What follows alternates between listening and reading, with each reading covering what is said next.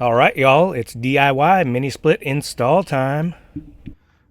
Good evening, everybody, or night for me anyway. So I figured it might be time to switch gears and do a quick rough install of the mini split AC heat pump. That's the head unit there. Then we have the pump here, and I'm going to put the head unit right here. This is the bump out. I'm gonna just pull this out. Like I said, the head unit there. I'm gonna put the pump on the outside out there. I think I'm just gonna like build the slab box, put the cement in there. But maybe I'll just kind of do the template to put the unit here on the wall here tonight and just open it up and let you all get a gander at what this looks like. And maybe we'll open that one too. Instructions are probably in that one. We'll say hi to the old Penny girl. It's nice to have my old girl with me here. Anyway, we'll see you here in a second.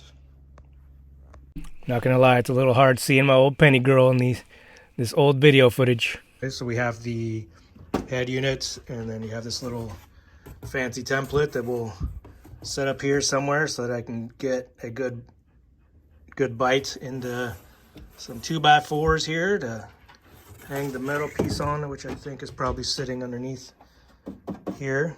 But we'll see in a second, and we'll look at some instructions and what we all got here.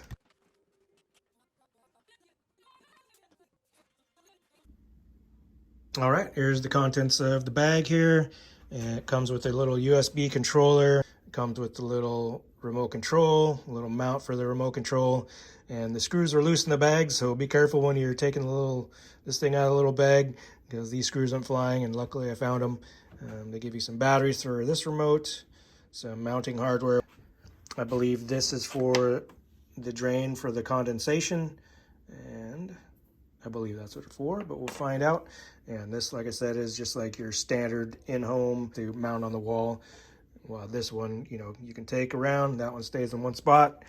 I believe these are to connect in between where the line set goes and the little stubs that are on this one. Here's a couple filters that come in there. I'm not really sure where they go. Probably right in here somewhere or here, but we'll find out later. And then this is kind of like a tar rubber with adhesive on the back. I will peruse through the instructions for you guys so you don't have to.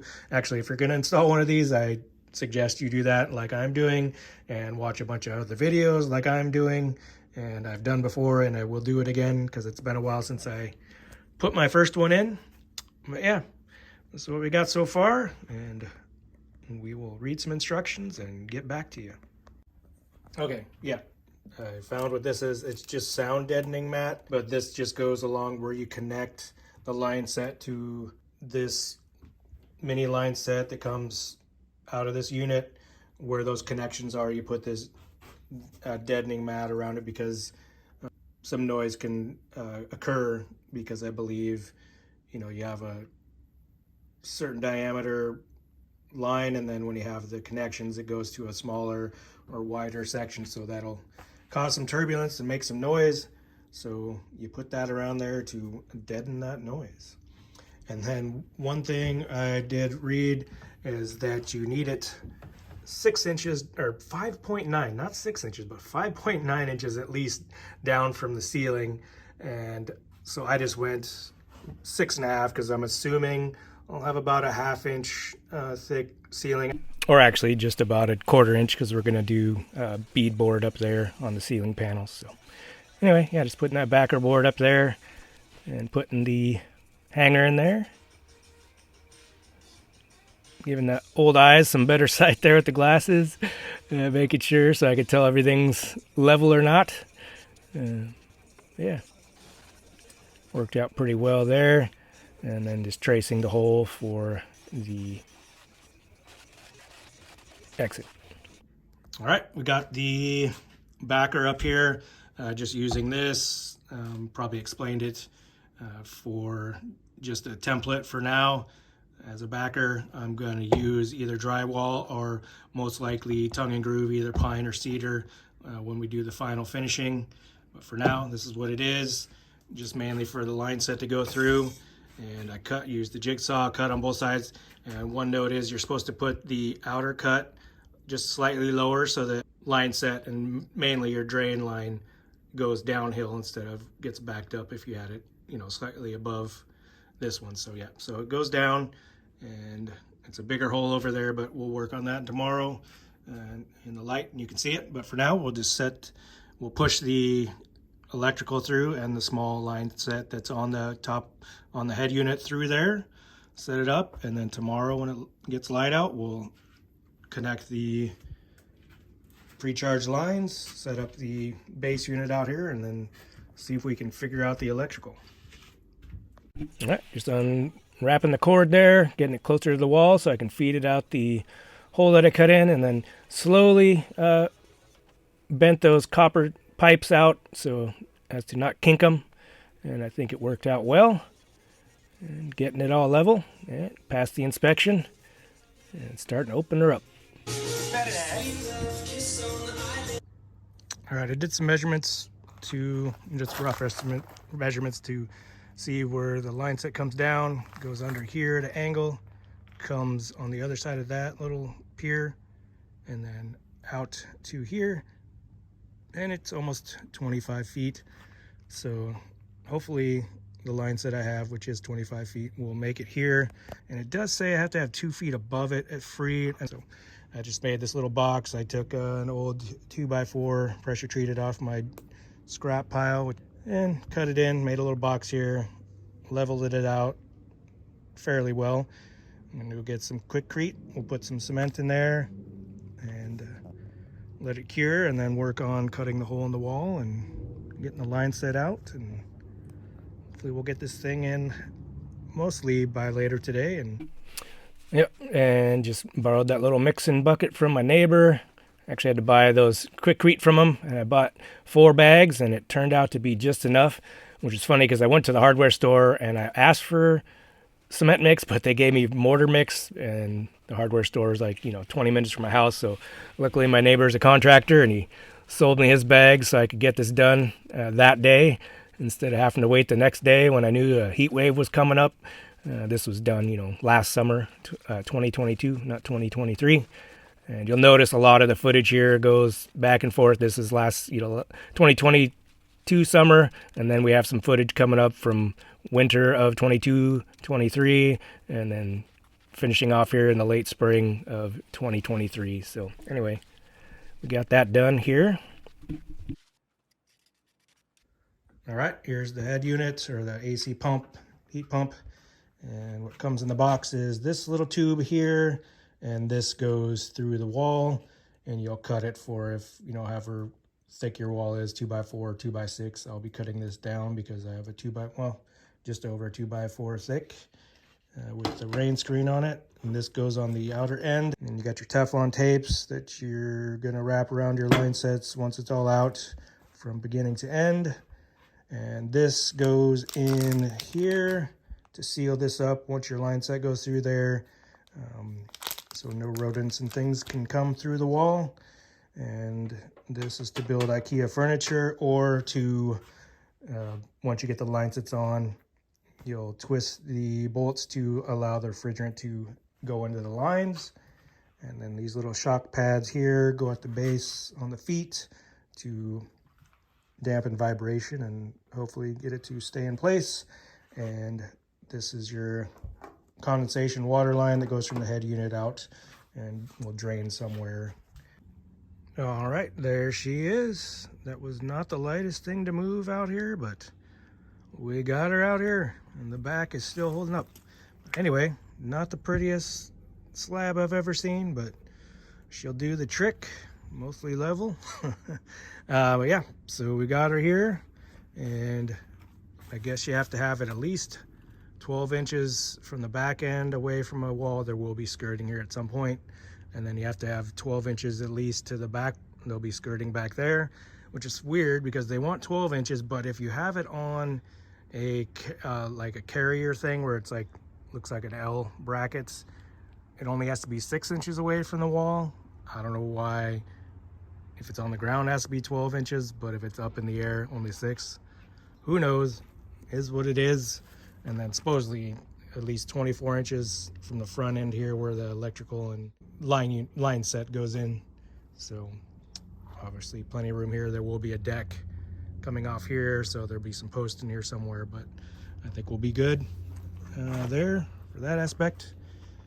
Electrical goes in here, line set there, so we'll work on that. We've got to get this thing going. Penny's coming to supervise, but we got the wires coming out from the wall there.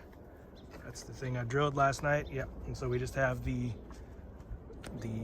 head unit lines coming out, and then we'll hook the line set up to that. We'll bend them down and get that all worked out here. So here we go. Again, just unwrapping this coil super slowly as to not kink the copper. So, all right, we're going to connect the head unit line set to the main line set. You got your color coded sections here, blue and gray,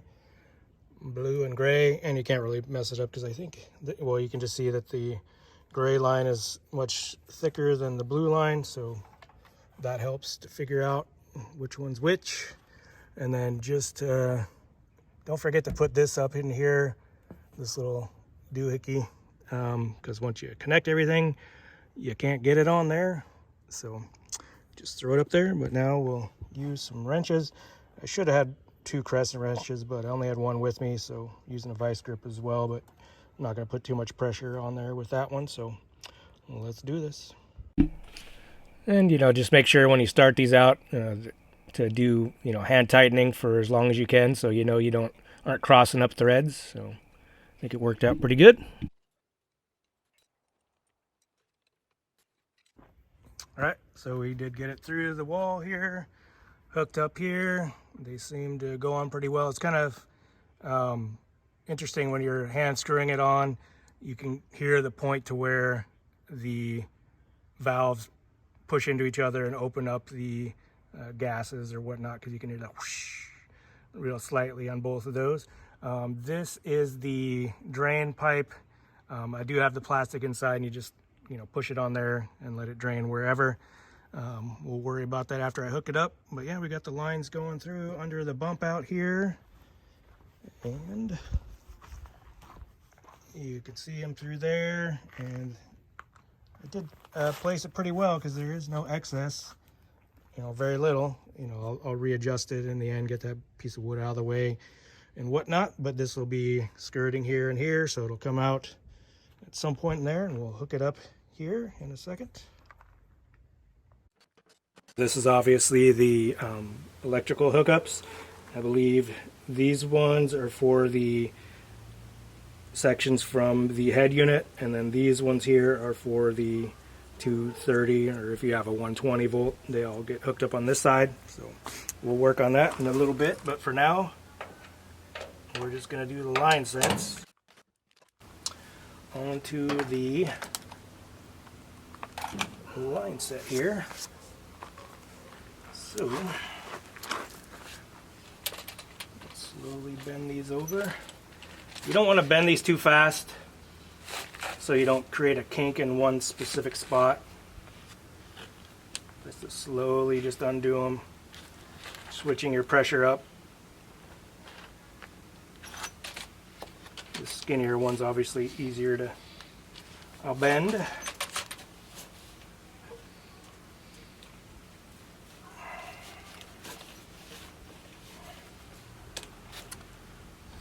We'll do that one first.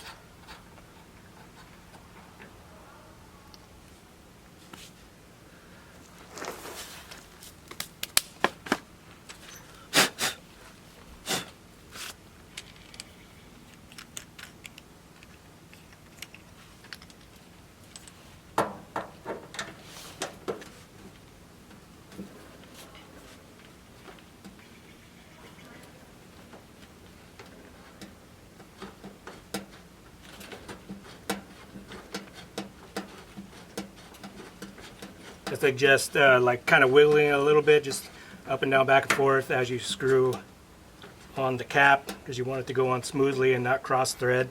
So if it's going on easily, that's a good thing. If it's, if it takes a lot of pressure to get it to turn, then you're probably cross threading. But it looks like we've got it down pretty far, you know, and obviously when you get to a certain point, you're going to want to use your wrenches.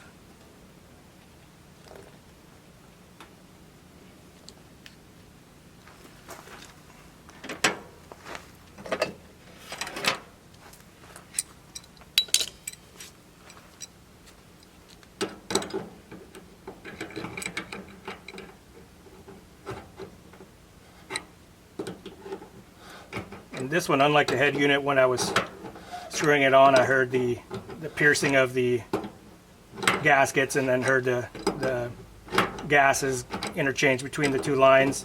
This one, you're not going to hear it because you have to undo the pressure from with your IKEA hex key to let the gases into there, or the refrigerant, because the refrigerant, I believe, is all stalled in here, and these are just vacuumed to negative pressure or whatever, however that works.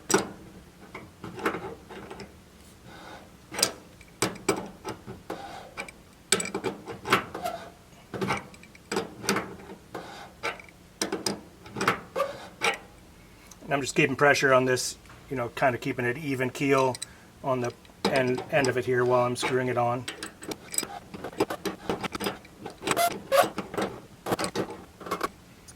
I want to put it in, you know, once you can feel it seat, and then just go a little bit tighter, but not too much, because this is, you know, brass or copper, so it's pretty malleable, so you don't want to ruin it, strip it, or anything like that. And we'll go to the center line. That's easier to manipulate.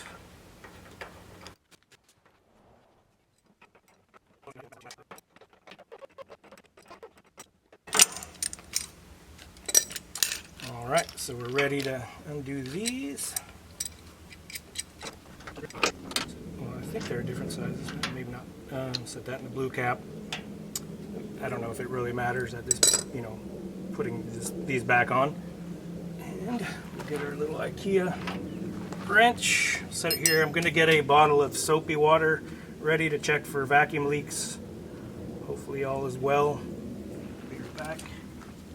Alright, according to the instructions, you do the top one first, put the Allen key in here, and I probably should have kept this cap on here according to the instructions until I'm ready to do it, but we'll do counterclockwise on this one, and I can hear the refrigerant going in there, and just turn it until it stops, and don't put too much force on it to ruin it, but once it's to that point, we'll see. There, all the way open. Let's go a little bit past it, leave it there, and we'll put the cap on it again per instructions. Tighten it up a bit.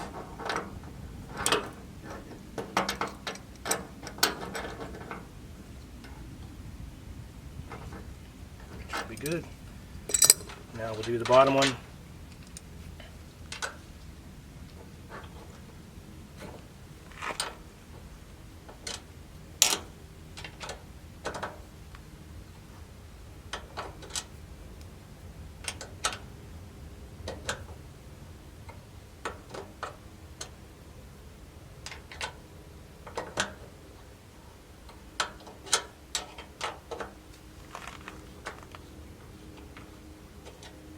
Didn't hear any refrigerant on that one. I don't know if it's refrigerant powers up here and then comes back through here. Maybe that's why I didn't hear anything, but hopefully it's all good.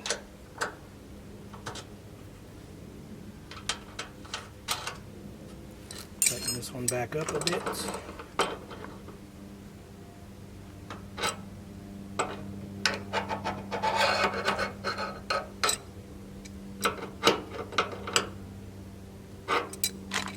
Take our soapy water here.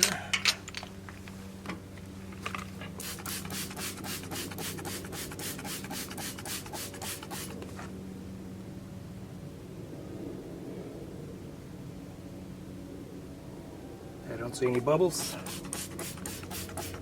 which is what we are hoping for. No bubbles. I'll go do it to the other one. Up here at the line set at the head unit, and we'll check for leaks.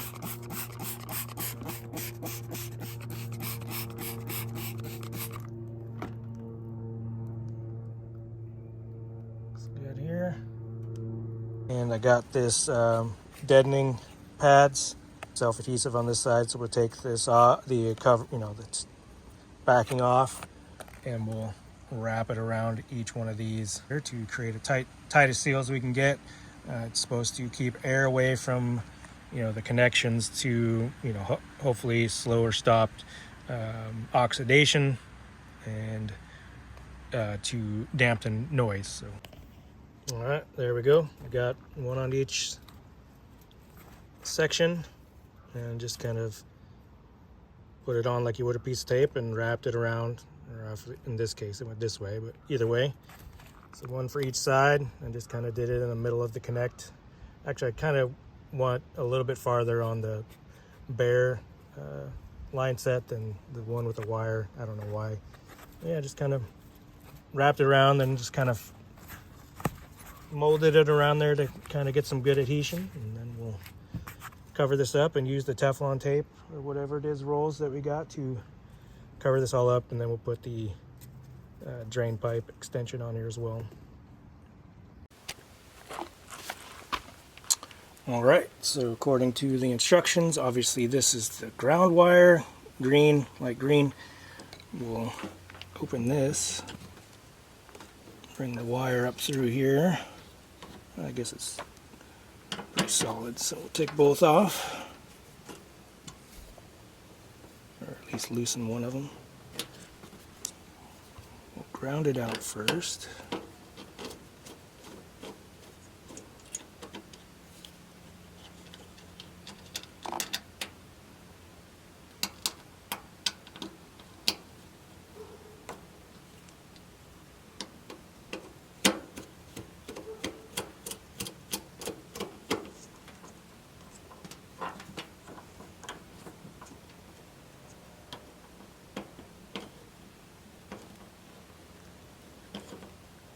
And then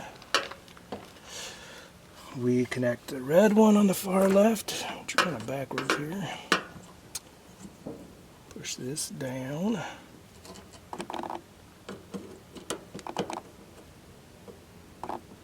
Put it underneath the little backer plate there, whatever you want to call it. Tighten the red boy up. Get this back up there, snug her on there. Next one is the white one. And again, this is for the 230 volt, 220 volt, whatever you want to call it, lines.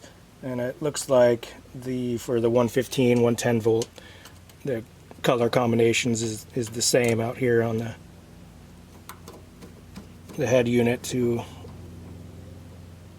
the condenser here. Push that back up in there. And then finally we have the black one on the number 3 line.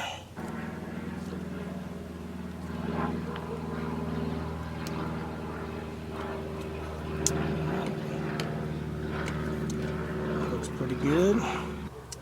We're going to run out a power supply from the house. And I don't have you're supposed to have a quick connect box. I don't have it right now, so we're going to do it temporary and not the code for a while until we get that junction box. So we'll go get that wire. All right, we took the temp electrical out and got a new quick connect disconnect box. So we're putting the wiring in there. So this is this spring, and you might notice someone did in my last video, but I just wanted to get healthier, so I stopped eating sugars and refined grains and fast food, and I've dropped 25 pounds. Kind of freaked out about how skinny I am, but it also feels good too. So didn't need to, but just wanted to get healthier. So there it is. All right, so we're finally hooking up the proper electrical and got rid of the temporary, but you have your green ground wire and then your 2 power wires here. And so you just hook up L1 and L2. You could put the ground here, I believe, but there's also a grounding screw right here. So I just put the green ground wire down into that. And if you want to do it properly, you put like a actual crimped head on it, but a little like pronged one, or you wrap it around here. It is a little thicker wire, but it's pretty trapped in here. This is grounding too, so I think we're all right. And then you got the box here, and we'll hook up the proper wires. Do that next.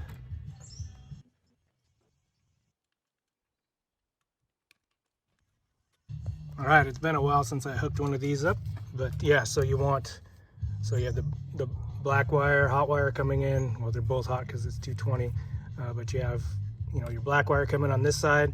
And what I was thinking was both of these go on this side, and then both these go on this side,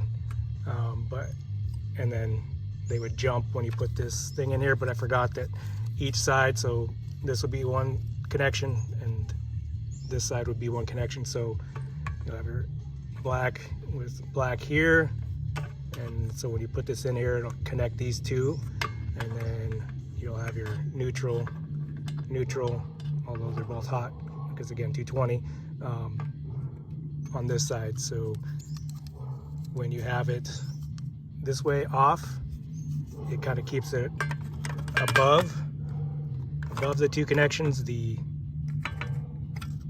metal parts will be above here, and then there's the plastic, and then there's the metal down below. So when you want it on, this is lower, so it goes into the bottom slot, and it's hot. So just a quick connect, disconnect. So if you ever want to do some service, or somebody comes to do some service out here, they don't have to worry about the breaker inside. It's just like so. Easy peasy. Hopefully it works. Yeah, don't take my advice. That's just how I'm doing it, but I'm not telling you how to do it because I don't want to be liable, because I don't know what I'm doing. So anyway, that's how it works. Looks like baby's supervising here, so she doesn't want me to do the tape yet, or to do it improperly, so she's making sure it's getting done right. Right, baby? And they gave us two little extra pieces here, or cut-offs of the foam, and I believe it's for these two longer exposed sections of the line set connected to the pump itself. So we will just set those on there and then start to do the tape up. So here are the two rolls of Teflon tape, I believe they are, and we'll just start rolling up here. Ignore this yellow wire here, that is illegal. So we got through one roll of tape, and I just started on this corner bottom end here. First couple of lines aren't very tight, but they get tight. I incorporate the electrical in there, and just tried to overlap about, I don't know, what is that, about a third of an eighth, 3/8 or a quarter. Quarter is probably what you really want to go for. Just gotta keep it as tight as you can. It's kind of weird that it just has like a sticky bit right at the top start, and then it's just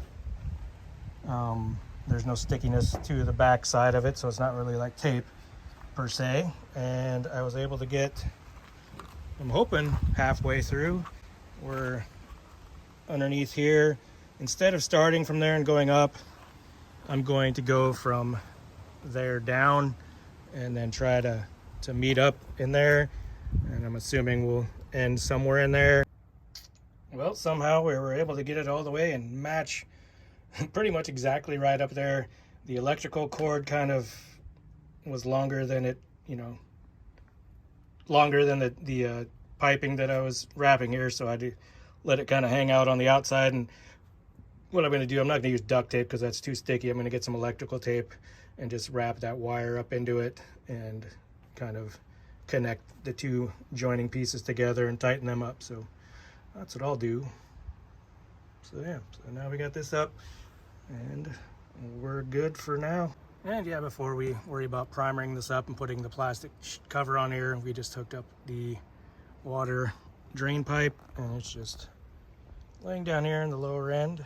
All right, I got some foam tubing, and I just kind of put it on the line set here. It's not wide enough to wrap the whole thing, so what I'm doing is cutting one of these in half, and then to make up the difference, and that'll really help, keep it insulated, because the hot liquid or whatever it is goes through here to the head unit, and traveling along this line it's going to cool down. So we'll wrap it up and hopefully make it more efficient. And then I got this stuff, which is the line set cover for the wall, I got this for free because some guy didn't use all of it, so I'm hoping there's enough of it here to make up, you know, this section. And it looks like there is, so we'll get to work on that and see if it works. Yeah, so we'll throw this one back to probably last December is when I was probably doing this one, but yeah, other than that little plastic piece falling and having to go pick it up, this one went pretty smooth. So just kind of got the top head piece in first and then leveled up the backer there, screwed it in, pressed in the cover on that aspect, had to cut a small piece for the final aspect of it, and cut the front end, and there it is. All right, there's the line set cover. Not the prettiest design ever, but I don't know, what do you want? I guess I could make like a wood one custom to make it look nicer, but oh well, it is what it is. That's what we got for now, and the price was free, so can't beat that. Anyway, I didn't screw it super tight on the top there because I'm going to put some caulk in there and then close that in. But yeah, we just got it there, and then it condenses down here at the very bottom. We'll put a skirting here at some point, so then I'll figure out how to tuck it into the skirting nicely. But yeah, pretty easy install. We'll get some more insulation here at some point and some electrical tape and tighten that up and make it a little more efficient. Yeah, good for now. Yeah, buddy. Everything's hooked up. The instructions say to put the batteries in the remote control. I did turn on the power breaker, got that hooked up, and I heard a beep here. I'm not showing you all that because it's my old power panel, which isn't pretty, so when I get the new power panel, I'll put that in there. Maybe I've already showed it in this video, since I'll probably wait until I get that all done before I upload this. But so press the power button on the remote control. Oh goodness, it opens. And let's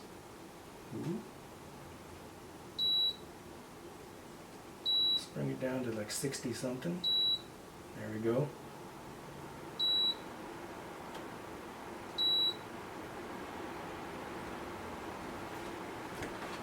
And we got power. We'll see if the pump is going. We just returned from outside. I saw the pump going, and oh yeah, that's the stuff. That's the stuff. That's nice and cool. Oh, so glad we got this up.